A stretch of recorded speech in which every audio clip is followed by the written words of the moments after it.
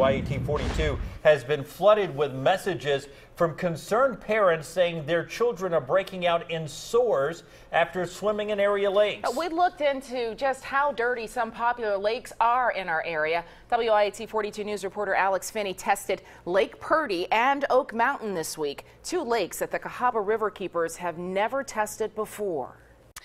Well, Sherry, it's like swimming in a sewer. That's the best way I can put it. The E. coli reading and contamination reading in some of these lakes is absolutely unbelievable. What is the state doing to keep you and your kids safe? And how would you know that this water is contaminated? Well, we didn't wait for that information. We went out and we did the testing ourselves to make sure you stay safe this summer out in that water.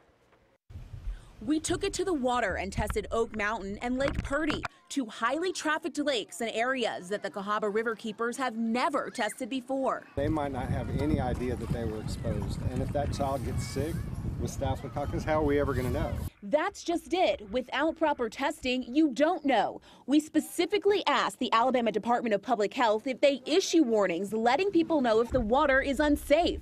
In an email back to WIAT, they said they only issue public advisories once a year in January. That's it. Or whatever fecal material on the bank, the more it rains, the more that material gets washed into the water and the heavier the contamination. And the higher the risk for E. coli. ADPH says they only test state-run lakes for high E. coli levels, but that's just once a month. The Cahaba River Keepers, a nonprofit organization here in Birmingham, tests area lakes 3 times a month, and the results they get are sometimes startling. This E. coli plate means you're in the clear, but this one means get out of the water and get out fast. They say E. coli is a great indicator that there could be other bacteria living in the water. We have all these government local organizations that you would think that would be one of their duties to protect the public, but in these situations, there's nothing being done.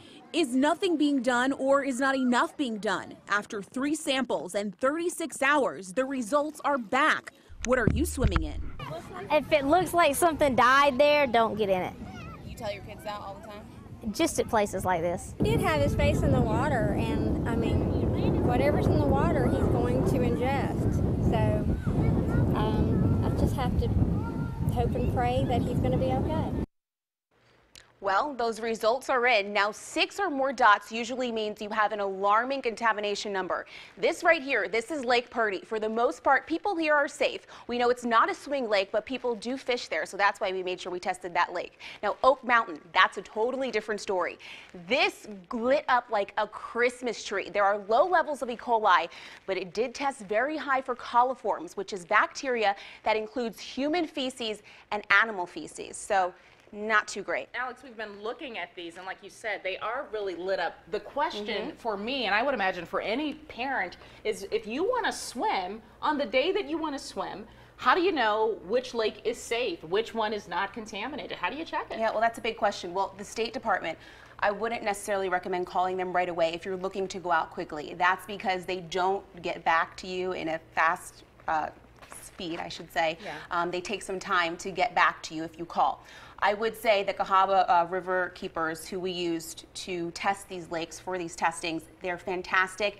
They test a few lakes in the area, and they have those posted online, so you will know immediately exactly what is you're swimming in before you go out to the lakes, because it's some pretty dangerous and nasty stuff. Nasty.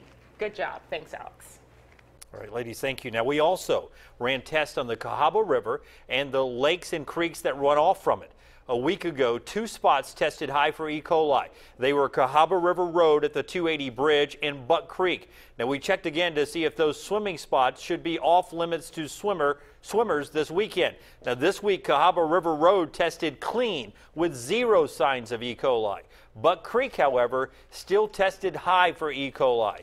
So high, it's almost unsafe for human contact, according to the Cahaba River Keepers. Now, we asked them what could possibly be keeping Buck Creek so dirty. You know, multiple wastewater treatment plants above here, as well as some farms and trailer parks with septic systems. There's a lot of potential issues on this particular creek. It's been an issue there for years. The water quality is always changing at these locations. Anytime there is a heavy rain, you should stay out of lakes and rivers for about 48 hours, we're told. The rain can cause animal droppings and other pollutants to run into the water. Now, you can find complete information on what we found in area lakes and streams by going to our website, WIAT.com.